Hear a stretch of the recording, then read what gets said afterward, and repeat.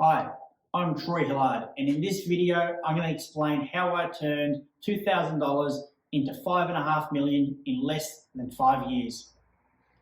I made my money in the franchising industry.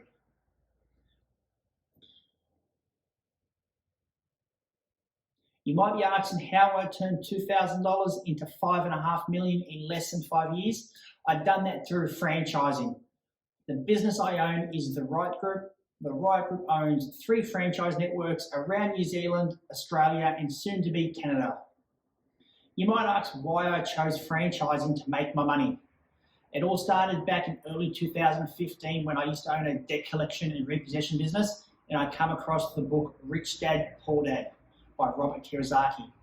Now, through that book, everyone has probably read it. If you haven't, go and find it, read it. Amazing book, changed my life. In that book, they talk about the cash flow quadrant. That quadrant is made up of 4 areas, as all quadrants are: the employee section, the small business section, the big business section, and the investor section. Now, Robert Kiyosaki, the author, pretty much explains how it's your life goal to try and go from the employee section through to the investor section, because the investor section is where you make the real money and you have the ultimate freedom. When I read that book, I think I have a little bit of a greedy personality. So when I read the book, I instantly thought, why don't I try and make money out of all 4 sections? Instead of just the investor section and try and just be there, I thought, what about if I try and become involved in small business, as an employee as well, big business, and an investor? And that's what I've done through franchising. I searched the globe and I found that the franchising industry could possibly give me exactly that. Okay, so what do I mean by the cash flow quadrant and how that relates to franchising?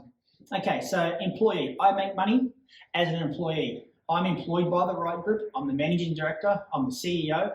So I get paid a weekly paycheck from the Rite Group to run the whole business. So I make money that way. I also own a couple of franchises. Wash Rite Hamilton, which is the office we're sitting in right now. Clean Rite Hamilton. And I used to own a lawn mowing franchise, Lawn Rite Hamilton, but now I've sold off Lawn Rite and I'm selling off the other franchises, but I still own those franchises, which means I still make profit from those franchises. Even though that I'm the franchisor and I own the brands, I still own franchises. I treat them just the same as every other franchise, so they have to be competitive, and the profit that those franchises make come back to me.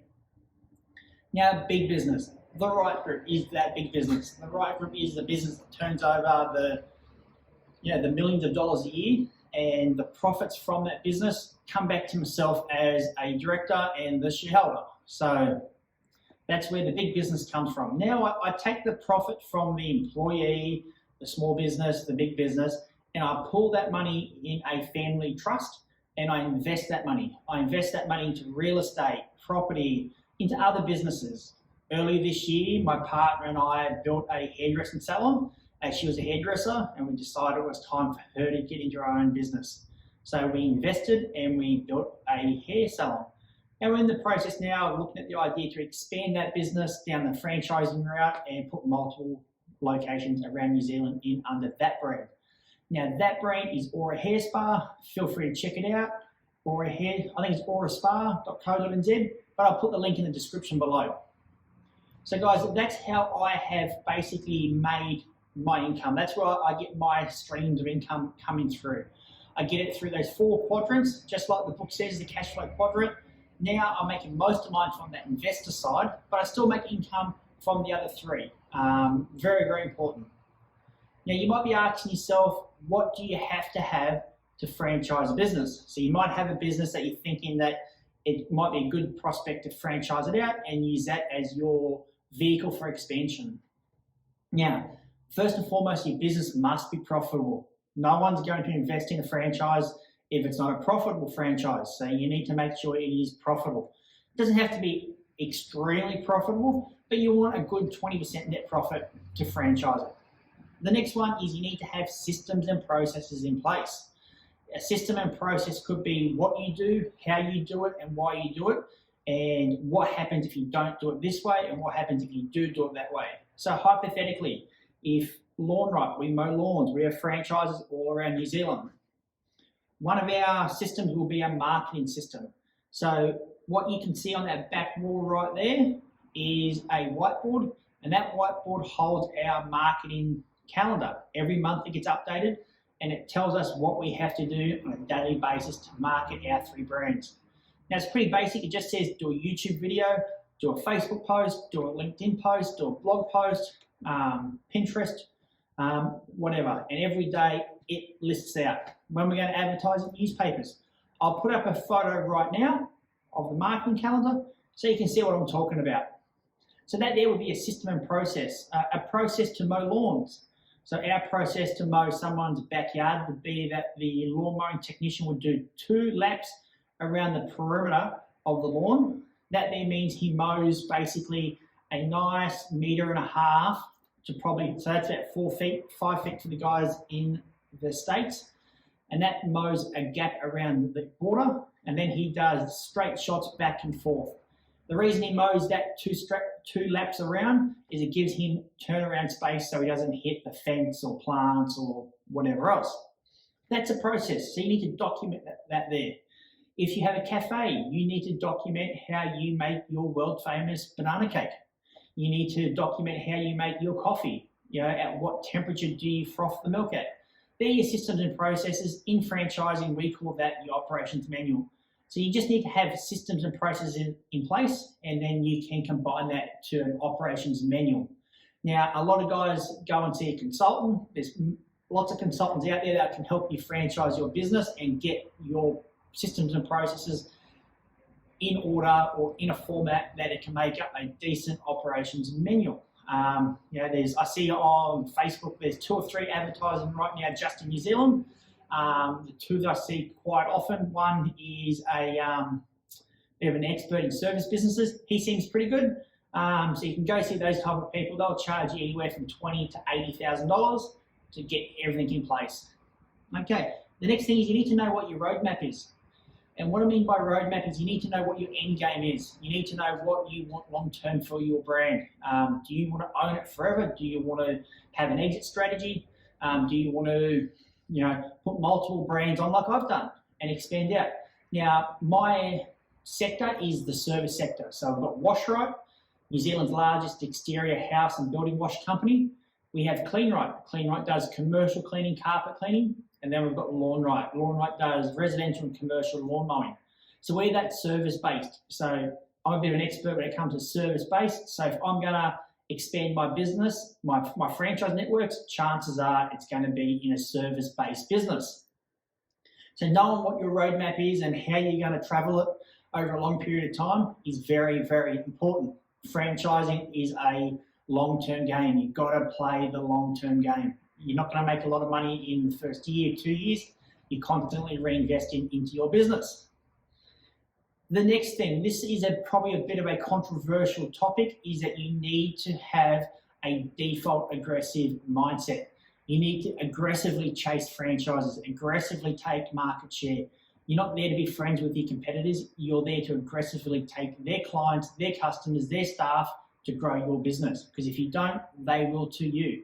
Franchising is a very aggressive business. I'm not saying you don't have to like your competitors, you don't have to get along with them, but you can't have the mind frame of everything's mutually beneficial between them and you. It just doesn't work. A franchise network has to be default aggressive, in my opinion. You look at all the big franchises that have succeeded. McDonald's. Do you think Ray Kroc would have allowed another burger joint to open up next door? No, because he would have run them out of town. He was a default aggressive guy. No difference than Subway, no difference in, even my competitor, Jim's Lawn Mowing. Jim Penman is a default aggressive guy. If you ever meet him, he's a very intelligent guy, but he's default aggressive. He's out there to protect his brand, his business, and his legacy, which I don't blame him. It's exactly what I do. Okay, so the roadmap of my business, how have I got from $2,000 to $5.5 million? Okay, so it started in 2015 with $2,000. Myself and my business partner started Rite. So after the first year, say when we enter our second year, we had 4 franchises. We had the very first one, Rite Hamilton. We had Rite Wellington. We had Rite Thames Coromandel. and we had Washrite East Auckland. So after 2 years, 4 franchises. After the 3rd year, we had 12 Washrite franchises, and we had our very first Lawn Rite franchise. Now this is where the money starts rolling in. This is when you start to actually make decent money, because now you've got 12 other businesses paying you royalties and fees every single month.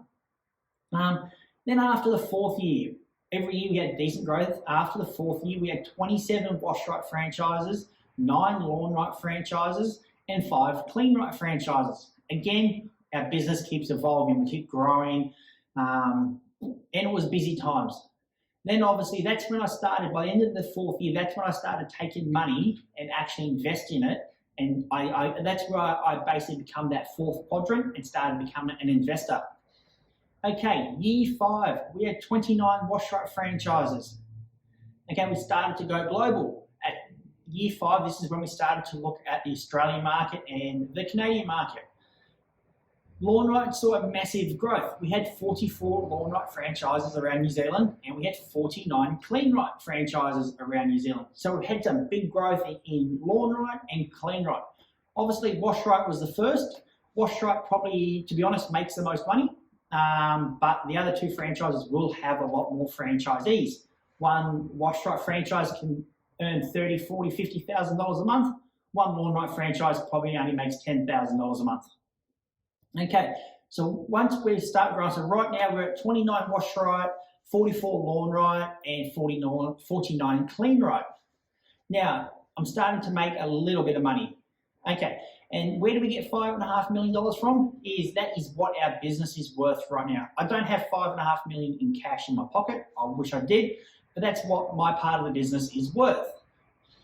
Now, the money we take out of the business, what do we do with it? We invest that money. This is where we cement ourselves in that investor quadrant. My business partner, who has very little to do with the business, he's very much a silent business partner. He invests a lot in property. That's his main game. He's a property developer, property investor, more developer than investor, but he develops a lot of real estate. Now, what do I do with my money? I take mine and I invest it into real estate. So I'm not much of a developer. I'm more buy and hold. That is my thing. I like to buy residential, and I'm starting to look at light commercial real estate.